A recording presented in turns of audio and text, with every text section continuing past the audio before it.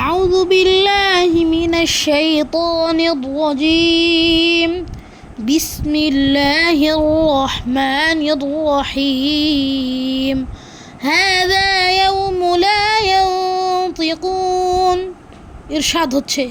এটা এমন একটা দিন যেদিন কেউ কথা বলবে না ولا يؤذن لهم فيعتذرون তাদের কোনো অনুমতি দেওয়া হবে না যে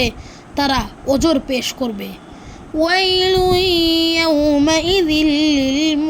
للمكذبين সেদিন দুর্ভোগ মিথ্যারূপকারীদের জন্য هذا يوم الفصل جمعناكم والأولين এটা বিচার দিবস এদিন আমরা তোমাদের পূর্ববর্তীদের উপর বা পূর্ববর্তীদেরকে একত্রিত করব فإن كان لكم كيد فكيدون অতএব যদি তোমাদের কোনো কৌশল থাকে তবে তা প্রয়োগ করো সূরাতুল মুরসালাত।